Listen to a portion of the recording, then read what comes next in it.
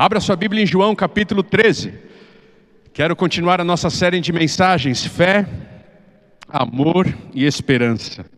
E hoje nós vamos lá para João capítulo 13. Quero ler com vocês o versículo 34 e 35. E logo em seguida, vamos celebrar da ceia do Senhor. João capítulo 13, versículos 34 e 35. A palavra nos diz assim: um novo mandamento lhes dou. Amem-se uns aos outros, como eu os amei. Vocês devem amar uns aos outros. Com isso, todos saberão que vocês são meus discípulos, se vocês se amarem uns aos outros.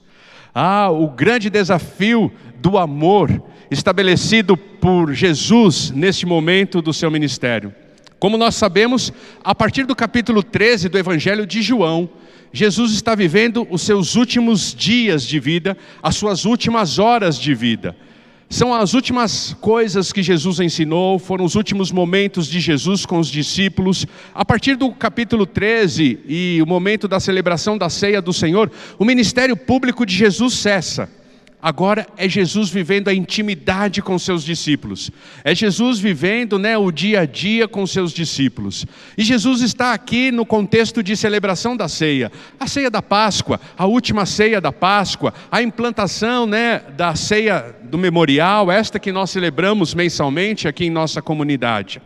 Eu fico imaginando que a ceia da Páscoa sempre foi uma festa de família, uma festa alegre, uma festa onde as crianças chegavam, onde os primos se encontravam, onde os lares se entrelaçavam, e as crianças correndo pela casa, e as crianças esperando aquele momento do ancião da família, juntá-las e contar como foi a libertação do povo de Israel por meio da mão forte de Deus, e aquela festa bonita, como nós celebraremos daqui a pouquinho, a nossa do Natal.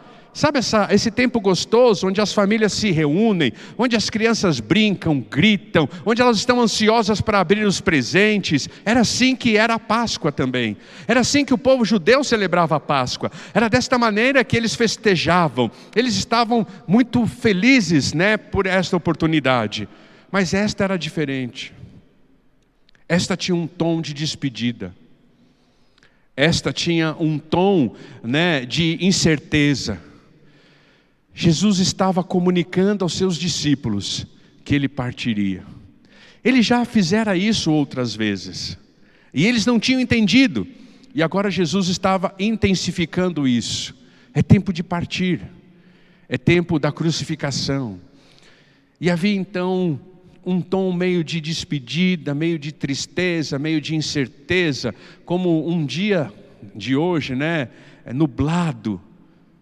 Não havia motivos para correria, não havia motivos para celebrar, porque Jesus estava partindo.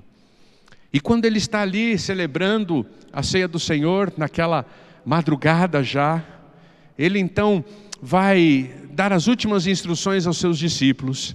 E ali ele fala a respeito de um novo mandamento. É curioso que Jesus falou sobre mandamentos, e todos os mandamentos que Jesus falou, ou sobre todos os mandamentos que Jesus falou, ele falou sobre relacionamento. Ele fala: amarás o Senhor teu Deus. Primeiro ele fala sobre o mandamento onde o meu relacionamento com Deus deve ser também focado no amor. Amarás o Senhor teu Deus de todo o teu coração, de toda a tua força, de todo o teu entendimento. Depois ele vai falar a respeito do nosso relacionamento de maneira geral, e amará ao próximo como a si mesmo, e nos coloca como padrão, nos coloca como alvo a ser imitado. Agora ele vai para um novo aspecto dos relacionamentos, que é o relacionamento entre aqueles que decidiram seguir Jesus, que é o relacionamento entre aqueles que amam Jesus, que é o relacionamento entre aqueles que querem andar com Jesus, querem viver para Jesus e querem fazer da vida com Jesus uma realidade. E aí ele fala que vocês devem amar uns aos outros. Quem são esses uns aos outros? São os discípulos, somos nós. Nós que amamos a cruz, nós que somos o povo da cruz, nós que seguimos a Jesus, nós que já entregamos a nossa vida a Jesus, nós que já consagramos os nossos dias a Jesus, este mandamento, ele é para nós, ele é para a sua igreja, ele é para as nossas vidas. Este mandamento é exatamente para aqueles que estão andando com Jesus, tentando fazer o que é correto, tentando uma vida de santidade, lutando pela vida de integridade. E Jesus diz: agora eu tenho um mandamento que deve ser vivido e aplicado entre aqueles que são da mesma fé. Agora, o que me chama a atenção nesse texto é que ele coloca então um padrão elevado demais. Ele diz: um novo mandamento lhes dou, amem-se uns aos outros como eu os amei. Como é que eu posso amar alguém na mesma proporção, na mesma grandeza, com o mesmo altruísmo que Jesus amou? Como é que eu posso amar alguém com a mesma perfeição, com a mesma intensidade como Jesus amou? Parece que Jesus, nesse mandamento, ele está colocando um peso muito grande sobre os nossos ombros. Por isso, o novo, ele não está relacionado ao seu conteúdo. Porque ele já havia falado a respeito do amor. O amor a Deus, o amor ao próximo. Agora ele está falando sobre o amor entre nós. Mas a palavra de Deus sempre vem falando sobre o mandamento. Ele não é o 11º mandamento, né? Então tem os 10 mandamentos do Antigo Testamento e agora Jesus vem e acrescenta o 11º mandamento. Não é nesse sentido esse novo mandamento. Não é no sentido do conteúdo, mas é no sentido da forma. Não é no sentido da escrita, mas é no sentido da vivência. Por isso o padrão é alto. Não é no sentido, da obrigação, mas é no sentido da vida. Como se Jesus estivesse dizendo assim: olha, até aqui vocês obedeceram os mandamentos do Antigo Testamento porque vocês tinham medo do juízo de Deus. Vocês obedeciam pelo medo. Vocês estavam apreensivos pelo o juízo que Deus poderia exercer sobre a vida de vocês. Mas agora não existe mais isso. Agora vocês podem obedecer pelo amor. Não há mais o juízo divino.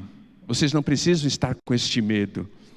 E aí o texto bíblico fala a respeito deste novo, como eu disse, não no conteúdo, mas na forma. O novo é porque agora nós temos em Jesus o exemplo. Ele nos amou. Ele amou o povo da cruz. Ele se doou pelo povo da cruz. Ele se doou por todos. O texto de João capítulo 13 começa dizendo que Jesus nos amou e nos amou até o fim, até a cruz. É novo por causa deste padrão. A régua subiu demais. A comparação agora não é mais entre nós. Eu gostaria tanto que Jesus estivesse dizendo assim, agora vocês devem amar uns aos outros, escolhendo um dos irmãos da igreja que melhor sabe amar, e imitem ele. Eu queria que o texto bíblico falasse assim: agora vocês devem se esforçar, se esforcem, para vocês poderem então amar uns aos outros. Procure a melhor maneira de amar, busquem a excelência do amor. Mas não é isso que Jesus fala. Jesus eleva a régua, Jesus eleva o padrão, e ele se coloca como padrão de amor. Talvez, olhando para esse texto, o primeiro sentimento que vem no meu coração é: mas isso é difícil demais, isso é impossível, esse tipo de amor é impossível. Como é que Jesus vai pedir alguma coisa para nós das quais eu não consigo cumprir? É injusto da parte de Jesus, é penoso demais da parte dele. E nós podemos muitas vezes achar e pensar que porque Jesus se coloca como padrão, como régua, que ele está nos penalizando. Mas muito pelo contrário. Porque cristianismo não é exercício de aperfeiçoamento ético. Cristianismo não é um exercício de aperfeiçoamento de caráter. Cristianismo não é um exercício de aperfeiçoamento de vida, mas sim de transformação, de mudança. Quando Jesus coloca ele como padrão, Ele está dizendo assim: pelos seus próprios esforços você não vai conseguir. E essa é a intenção. Para que você não se sinta culpado, para que você não se sinta frustrado, para que você não se sinta desanimado, para que você não se sinta desencorajado. Porque se o padrão fosse humano, nós nos desencorajaríamos fácil. Na primeira vez, na primeira tentativa de exercitar esse amor e não conseguindo, nós já desistiríamos. Mas Jesus levanta a régua e coloca um padrão alto, exatamente para que a responsabilidade não esteja sobre os nossos ombros, mas é Ele quem vai nos capacitar a amar como Ele amou. Nossa única responsabilidade é andar de braços dados com esse Jesus. Nossa única responsabilidade é obedecê-lo em todas as coisas, é continuar vivendo em santidade, é continuar buscando a sua vontade, é continuar entendendo os seus planos, é continuar vivendo para Ele. Amar como Jesus amou é obra dele em nossas vidas, não é obra do esforço humano, porque esse esforço humano é frustrante demais, causa culpa, causa decepção, causa tristeza. E aí ele fala a respeito desse como eu os amei, como padrão que ele espera de nós. Por isso, é importante nós entendermos o que significa mandamento. Ou como nós devemos entender ou interpretar mandamento nesse texto. Não dá para ordenar sentimentos. Vocês conseguem entender isso? Que é impossível ordenar sentimentos. Não dá para mim chegar para o Marcelo e falar assim: Marcelo, você tem que me amar, cara. Eu ordeno que você me ama. Não dá. Não dá para vocês chegarem para mim e falar assim, a Nancy chegar para mim e falar assim: pastor, eu ordeno que você ame o Gil. Não dá para ordenar sentimentos. Por isso, quando Jesus está falando sobre um novo mandamento vos dou, eu vos ordeno que ameis uns aos outros assim como eu vos amei, ele não está falando de sentimento, ele está falando de atitude. Eu não consigo ordenar sentimentos, mas eu consigo ordenar atitude. Eu posso não amar o Marcelo, mas tenho que agir com amor para com o Marcelo. O Marcelo pode não me amar, mas ele tem que agir com amor para comigo. Porque Jesus está falando sobre sentimentos, não, sobre atitudes e não sobre sentimentos.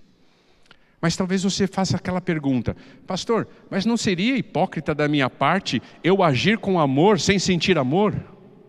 Você já reparou na sua vida que a maioria das coisas que você faz sem ter vontade de fazer? Já pensou se amanhã, segunda-feira, você ligasse para a sua empresa, falasse assim: eu preciso falar com o meu gerente. E aí o seu gerente atendesse o telefone e você falasse assim: ó, querido, hoje eu não estou com a mínima vontade de ir trabalhar, então eu não vou, tá bom?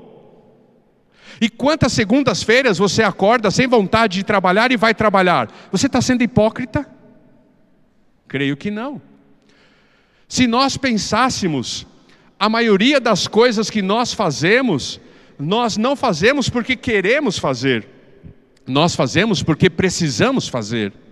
E quando Jesus vem e diz: um novo mandamento vos ordeno, Ele está dizendo: eu ordeno as suas ações, eu ordeno que as suas ações de uns para com os outros sejam de amor, sejam amorosas.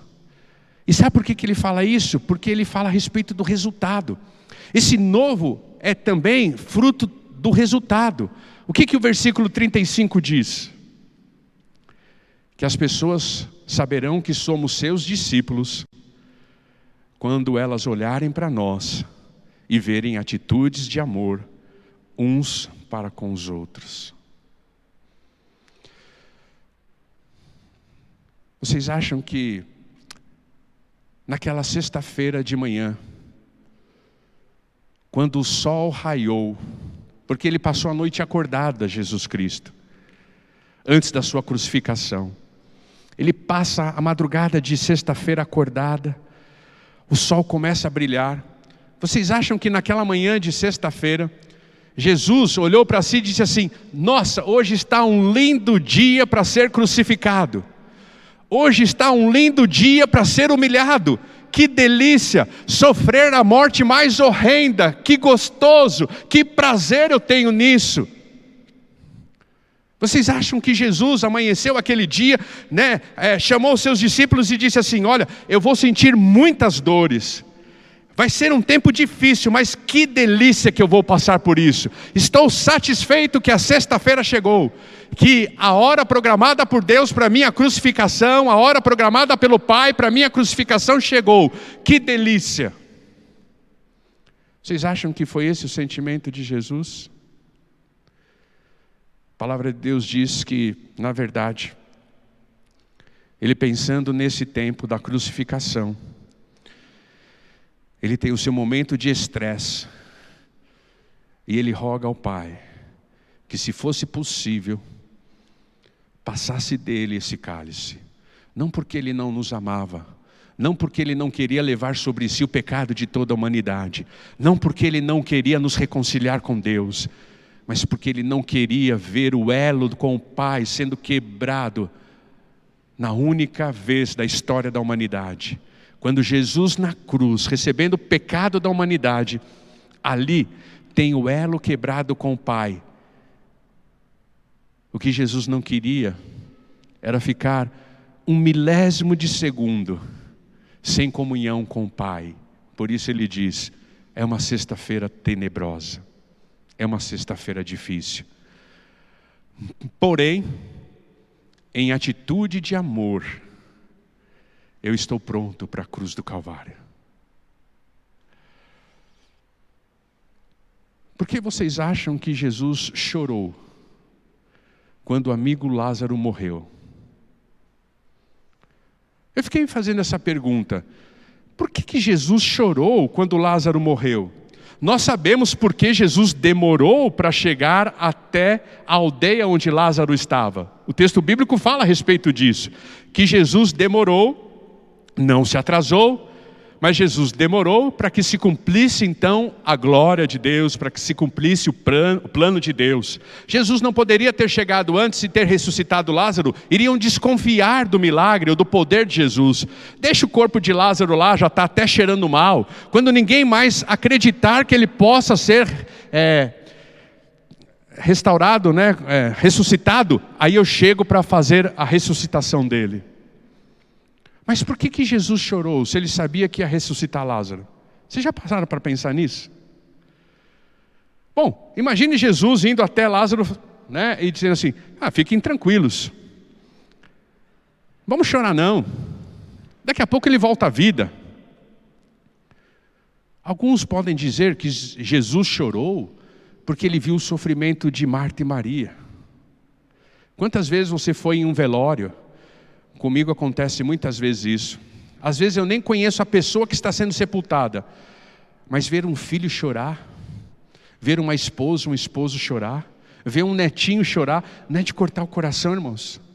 A gente chora só de ver os outros chorando. Talvez Jesus chorou porque viu o sofrimento de Marta e Maria. Talvez Jesus chorou porque ele tenha se apercebido do sofrimento, né? Ou ele sabia o quanto seu amigo Lázaro havia sofrido até morrer. Mas sabe qual é a conclusão que eu chego? Que Jesus não poderia chegar naquele velório, né, com o peito estufado, com o nariz empinado e dizendo: ei, por que vocês estão chorando? Parem com isso. Que fraqueza de vocês, eu estou aqui, eu vou ressuscitar Lázaro e tudo vai voltar ao normal, porque eu sou o homem. Isso não seria uma atitude de amor, isso seria uma atitude de arrogância. Sabe por que Jesus chora? Porque ele estava seguindo um novo mandamento. Ele não estava seguindo o novo mandamento na letra. Ele não estava seguindo o novo mandamento com medo do juízo divino. Ele estava seguindo o novo mandamento na vida. Jesus chora, porque ele quer ter atitude de amor para com todas aquelas pessoas que estavam chorando a morte de Lázaro. quando eu olho para as Escrituras Sagradas e vejo Jesus Cristo dizendo assim: ei, vocês serão conhecidos como meus discípulos quando aqueles que estão lá fora, quando aqueles que não seguem a cruz, quando aqueles que não seguem Jesus, verem vocês amando-se uns aos outros. Quando eles verem vocês amando-se uns aos outros, eles vão querer seguir a Jesus, eles vão reconhecer vocês como discípulos. Eu fico imaginando que muitas vezes nós estamos querendo pregar o Evangelho através dos nossos dogmas, das nossas doutrinas. Estamos querendo pregar o Evangelho por meio das nossas convicções. Nós devemos tê-las, nós devemos conhecê-las, nós devemos defendê-las. Mas não é isso que Jesus está dizendo. Muitas vezes alguém que está perdido lá fora vai ser alcançado em ver o amor que está sendo vivido aqui dentro. E não a doutrina que eu tenho, se vai ser pela eleição, se será pela predestinação. Não é por isso, não é por esse conhecimento que as pessoas serão alcançadas. Porque eu até posso saber disso. Isso eu posso até anunciar isso. Mas se as pessoas não verem o amor cristão, elas não vão dar ouvido à minha forte convicção doutrinária. Quando o apóstolo Paulo, ele coloca a tríade, ou tripé da sua teologia, que nos motiva a pensar na série de mensagens da nossa campanha de Natal. Ele diz assim, a partir do versículo 8, o amor nunca morre. As profecias passarão. As línguas cessarão. O conhecimento acabará. Porém, 3 permanecem: a fé, a esperança e o amor. Parece que o apóstolo Paulo tinha entendido o que significa um novo mandamento deixado por Jesus. Sabe o que uma cidade como a nossa está precisando? É de olhar para o povo da cruz e ver como eles têm atitudes e gestos de amor um para com os outros. Quando o povo lá fora ver aqui dentro gesto de amor, eles não vão querer ficar lá fora, eles vão querer ficar aqui dentro. E aí quando eles entrarem, nós vamos ensiná-los a amar a Jesus. Mas o que o apóstolo Paulo está falando é que você pode gritar com a mais alta voz que você tiver todas as suas convicções de fé, dogmáticas, doutrinárias, teológicas. Mas como o apóstolo Paulo diz, mas se não tiver amor, nós continuaremos sendo como, um sino que toca, só faz barulho, mas não tira canção nenhuma. Nós continuaremos sendo como um sino que emite som, mas não canção. Quando Jesus diz, um novo mandamento vos deixo, amem uns aos outros, como eu vos amei, para que eles saibam que vocês são meus discípulos. Ele está falando sobre atitude, não sobre sentimento. Assim como você, muitas vezes na vida, faz alguma coisa sem estar com vontade, e você não se acha hipócrita, muitas vezes vamos ter que agir em amor com pessoas que ainda não amamos, até que venhamos a amar. Por isso Jesus diz, como eu vos amei. Não é esforço humano, é dependência dele. Não é esforço do homem, é convivência com Cristo. E quanto mais convivermos com Cristo, mais fácil será amar uns aos outros.